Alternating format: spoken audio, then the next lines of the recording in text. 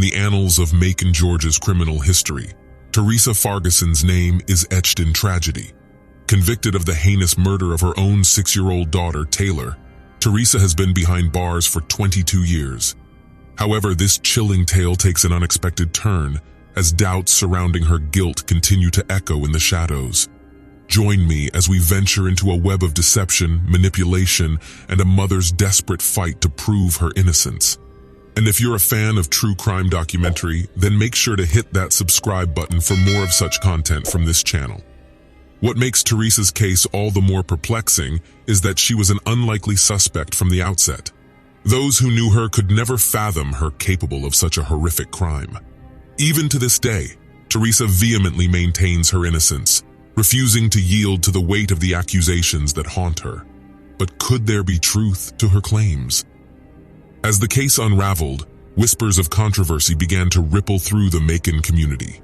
Some believed that the district attorney played a sinister game, wielding subjective interpretations of the evidence to craft a narrative that pointed solely at Fargason.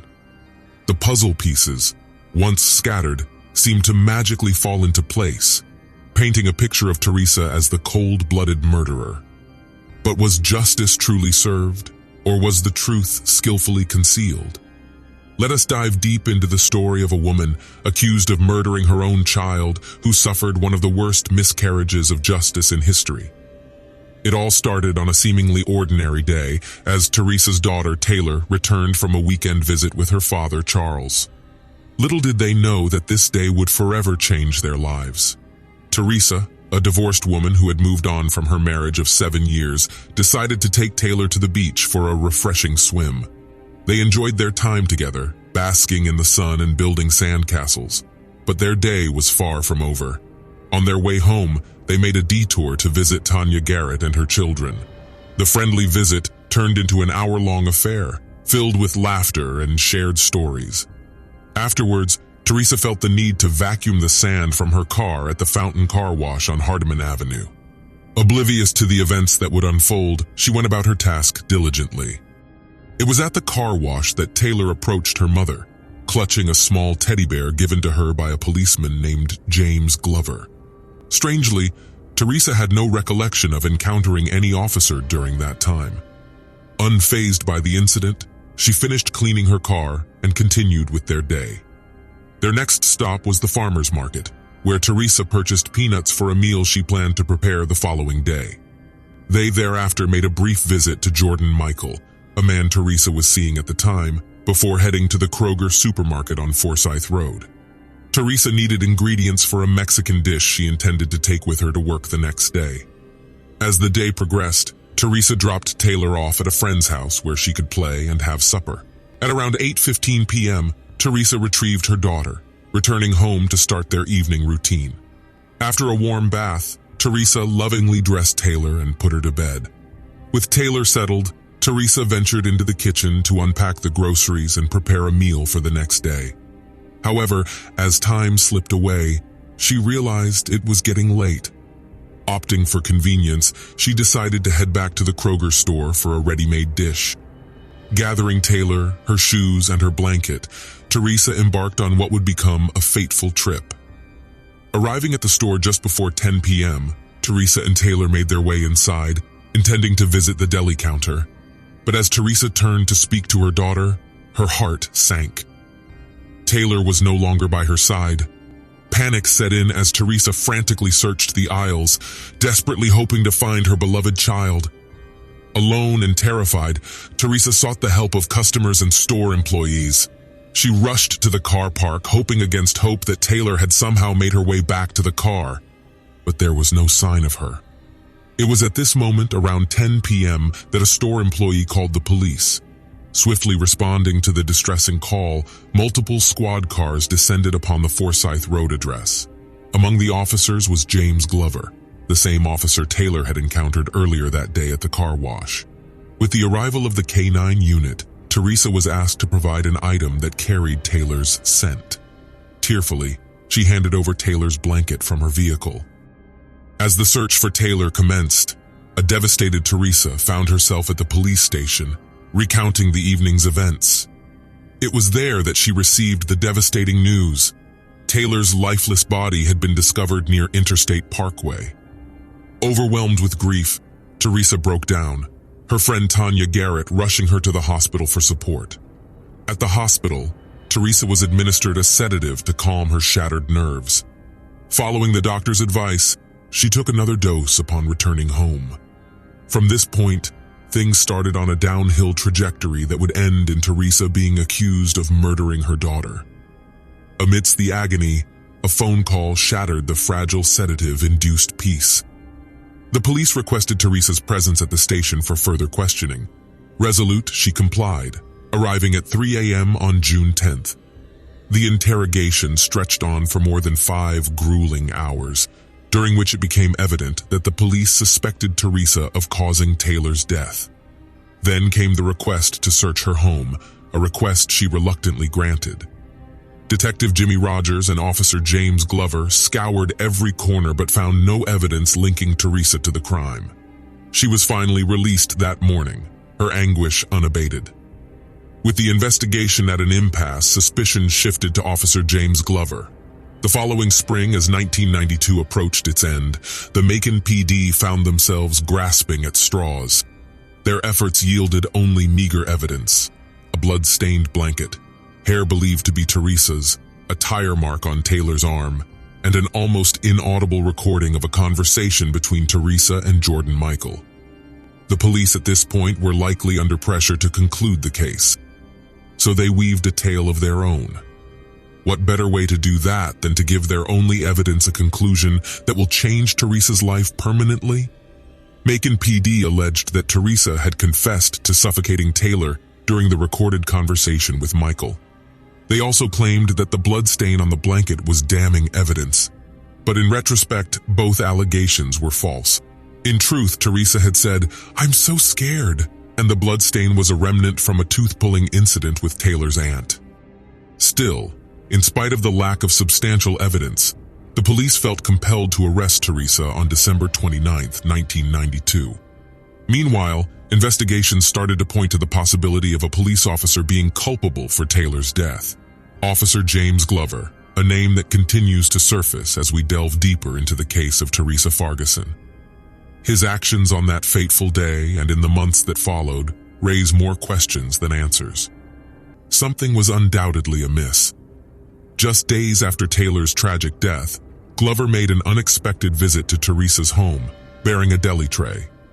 It was an odd encounter, as one of Teresa's sisters recalled. Glover seemed almost forceful in his delivery, hastily leaving soon after. The incident left a lingering sense of unease. Later revelations shed light on Glover's unsettling conduct. It was discovered that he had been running repeated checks on Teresa's license plate after the murder, an indication of potential stalking behavior.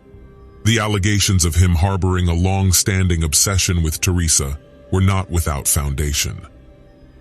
On June 18, 1991, 2 detectives from the Macon PD paid a visit to Glover's home at the request of Captain Gibson. Glover willingly allowed them to examine his activity log for June 9th, which included his account of encountering Taylor at the car wash. According to his log, he then proceeded to City Hall and remained there until 10:30 p.m. From there, he claimed to have gone to the gas pumps on 2nd Street before being dispatched to the Kroger store on Forsyth Road, arriving at approximately 10:58 p.m. However, this timeline of events seemed questionable. To further investigate, Sergeant Dale Mason visited Glover's residence on August 8th of the same year. With a ruler, Mason meticulously photographed each tire on Glover's vehicle, a red Monte Carlo. The purpose of this inspection was to compare the tire marks found on Taylor's arm with those on Glover's car. Yet, mysteriously, the results of this examination were never disclosed. In early 1993, Glover was subjected to a polygraph examination, an assessment meant to determine the truthfulness of his statements. However, the results of this test have remained hidden from public knowledge. The absence of information on whether the tire marks from his car matched those on Taylor's arm only added to the cloud of uncertainty surrounding Glover. Interestingly, Glover's path intersected with local Macon attorney Lynn Finney on multiple occasions. Notably, she negotiated a plea bargain for him in the aforementioned incident. Just before Teresa's arrest, Glover sought Finney's advice, concerned that he was being investigated in connection to Taylor's death. During their meeting, he made self-incriminating statements to his own mother, implying his involvement in the murder. Glover claimed that on the evening of June 9, 1991, he picked up Taylor in the Kroger car park minutes before 10 p.m. According to his account, there was a struggle, and he placed Taylor in his vehicle. Shockingly, he admitted that when he left her by the side of Interstate Parkway, Taylor was still alive. He justified his actions, stating that he intended to be the hero who found Taylor once a search was initiated, an implausible motive, given that Taylor could have identified him as her abductor. Interestingly, this evidence would not make it to the court during Teresa's trial. In fact, it would end up being swallowed up by some legal mumbo-jumbo. During Teresa's trial, Lynn Finney, aware of Glover's involvement, grew concerned that the jury remained unaware of him being an early alternative suspect. So she approached Teresa's attorney, Frank Childs, and shared the information she had received from Glover the previous December. A hearing was conducted in chambers with Judge Culpepper to determine whether Glover's statements were protected by attorney-client privilege, as Finney had represented him before. Unfortunately, the judge prohibited Finney from testifying for the defense, although the exact ruling remains undisclosed.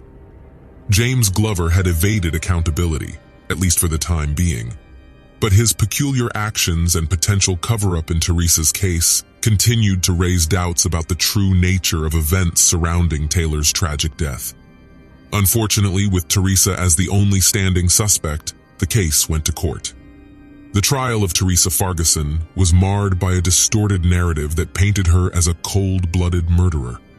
Assistant District Attorney Howard Sims wove a scurrilous theory, alleging that Teresa's motive for killing her daughter Taylor stemmed from her desire to marry her boyfriend, Jordan Michael. According to Sims, Michael didn't want any more children, and in an act driven by desperation, Teresa suffocated Taylor, callously leaving her lifeless body by the roadside. The prosecution heavily relied on witnesses who claimed they had not seen Taylor at the Kroger store on the evening of June 9th. However, the reliability of their testimonies was called into question.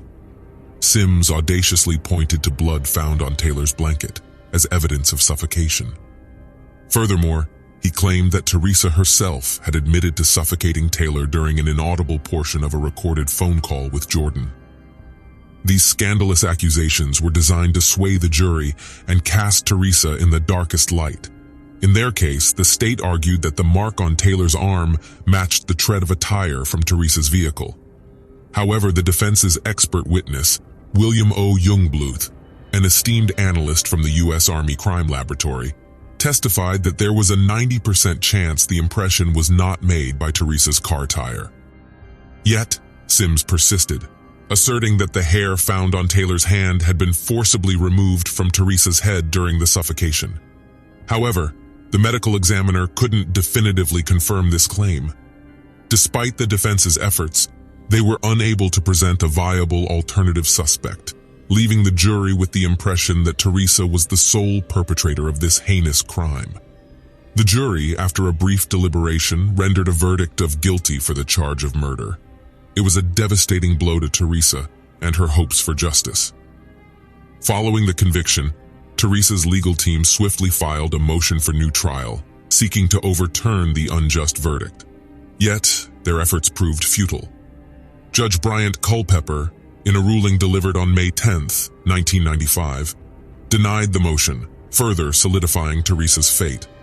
The Supreme Court of Georgia, on March 11, 1996, also affirmed Teresa's conviction, adding to the crushing weight of her circumstances.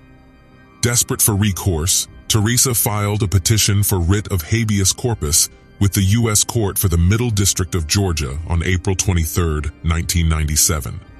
Unfortunately, her plea for justice was met with disappointment once again, as her petition was denied on June 18, 2001. The system had failed Teresa at every turn, as she faced life imprisonment with the possibility of parole.